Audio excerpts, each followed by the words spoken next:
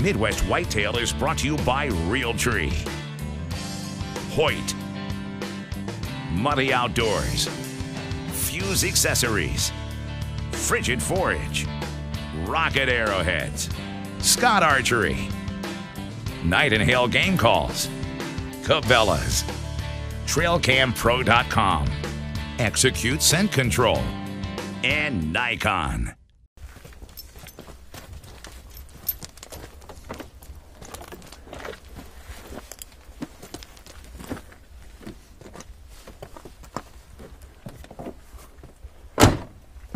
Welcome to Midwest Whitetail. Before we get into today's episode, I'd like to invite you to check out a giveaway promotion that Hoyt has on their Facebook page. They're giving away a carbon element. And who doesn't want a carbon element? And who wouldn't rather have one for free than to pay for one? So check out their promotion. We're giving you a link here at the bottom right-hand corner of the player right now, and you can go to their Facebook page and you can sign up for this drawing for this great bow. And also, while you're there, please check out the Sportsman Channel's voting page. And we've been kind of pushing on this for the last week or so, but we're asking you to write Midwest Whitetail in. Write in candidate for Best Hunt Show. So we're going to give you a link to that as well at the bottom right-hand corner. I appreciate all the support you've given us. Now we're going to talk about what's going on right now. And Andrew and I are heading out to a spot that we've been looking forward to hunting here for about the last week, waiting for this northwest wind to kick in, and we've got that today. It's a ground blind that I set up 6 days ago. And in this week's episode, I'm going to take you back, and we're going to start the whole process of preparing for this weekend's hunt, which was the opening day of Iowa's shotgun season. It's the 28th of November, and this coming weekend is opening of Iowa's shotgun season. And on our farm, that's not really something that we take lightly. Kids love hunting with guns, and we've got a spot up here. I'm going to take you to it, and we're going to put a ground blind up. And we're going to have a really good hunt, I believe, this weekend. But first, I've got to prepare for it. And I've got to cut some cedar boughs off a couple of these trees along here, throw them in the truck, take whiff to brush the blind in. And you'll see once I get there what a cool spot this is and why I think we're going to kill some deer. So come on along and join me.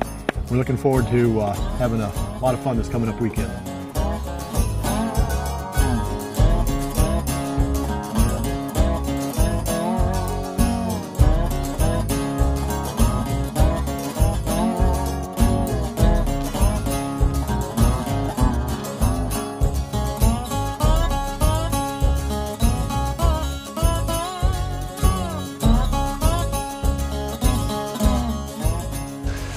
Put it up upside down,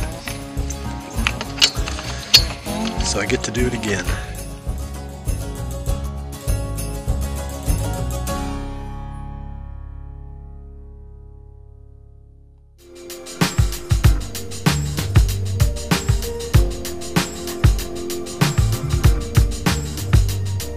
just pulled the card out of this camera and took it into the truck and looked at it on the laptop.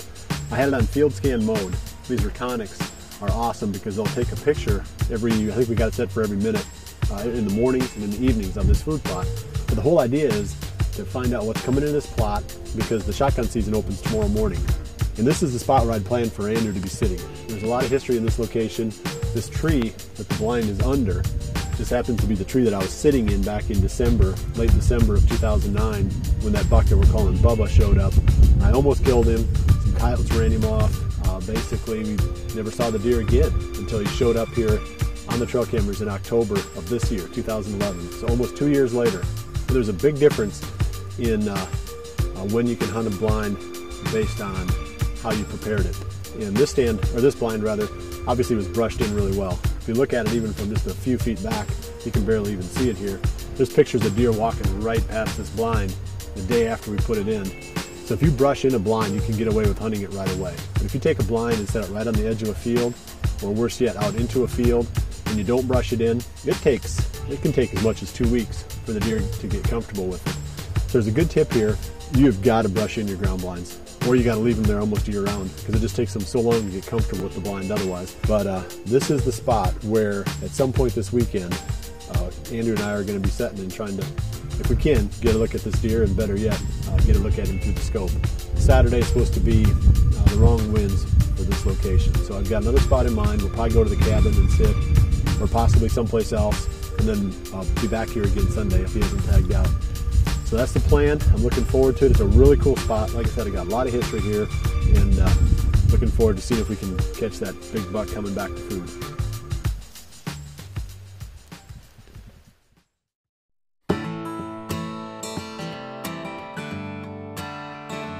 It's the opening day of the shotgun season today, and we're going to the cabin.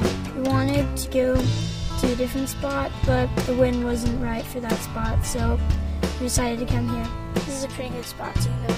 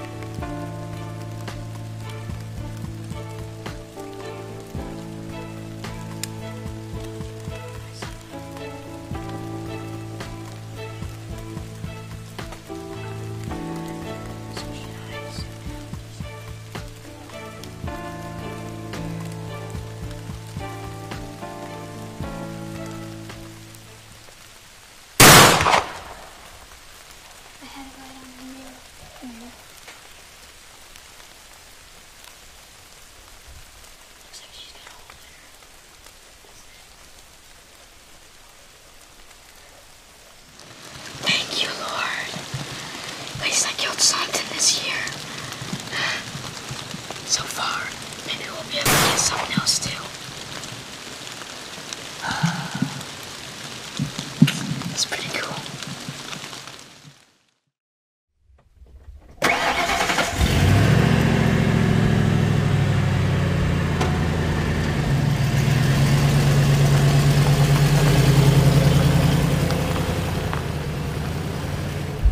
It's the 4th of December, and we're going to that ground blind that my dad set up a couple days ago. It's going to be a fun night.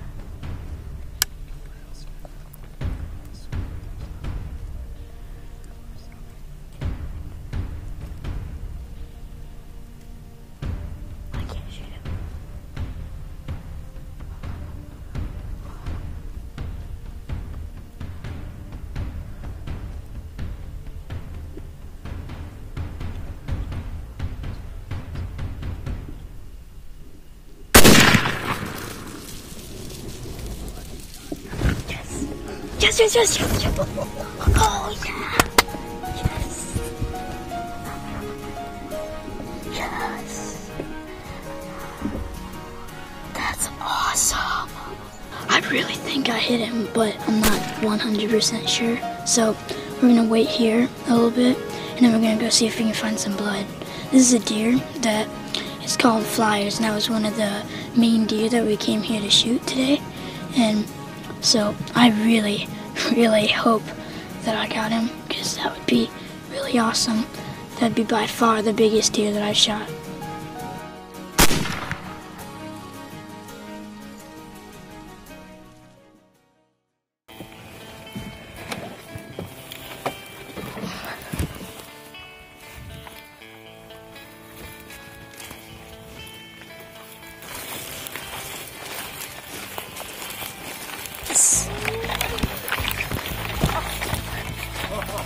Yes! He ran into a tree.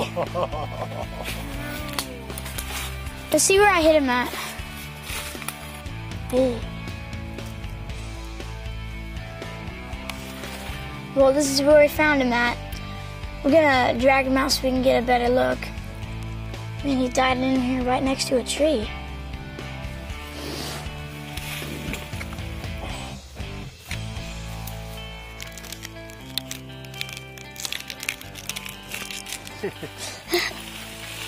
This rack probably looks big from anywhere, though.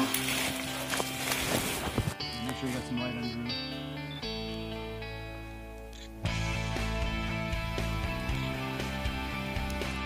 We got him out in the open here, and I was a little bit nervous. I didn't know where we were gonna. I thought I missed him or something, and because we couldn't find any blood, so he must have bled all internally or something. This is a buck that we call Flyers because he's got 2 points coming off of right there. My dad got a bunch of trail camera pictures of this deer not too far from where the ground blind was. This guy's a giant, and I might go a long time before I get another chance to shoot one this big. Well, this blind definitely paid off. There were 2 bucks here that we're hoping to see this evening. Not really expecting to, but hoping to. And one of them was the buck Flyers that Drew killed, and the other one was this buck named Bubba that we've got a lot of history with. And this blind was in the perfect spot for covering this little 1-acre food plot. It was all brushed in. The deer were walking past it within really close range. So it worked out perfect, and I couldn't be prouder of Drew for making a perfect shot too. It was right through the lungs, broke a rib on the way in and a rib on the way out.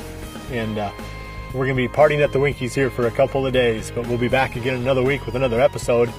And I should be taking Jordan out in the meantime, our daughter. The shotgun season goes for 2 more weekends, and her youth season tag is good for the next, like I said, the next 2 weekends of hunting. So we're looking forward to it. There's some more bucks on the farm, and I'm sure that Jordan will be happy to shoot a couple does along the way too. So I appreciate you joining us this week. I look forward to seeing you right back here again next week for the next episode of Midwest Whitetail. And remember to always dream big.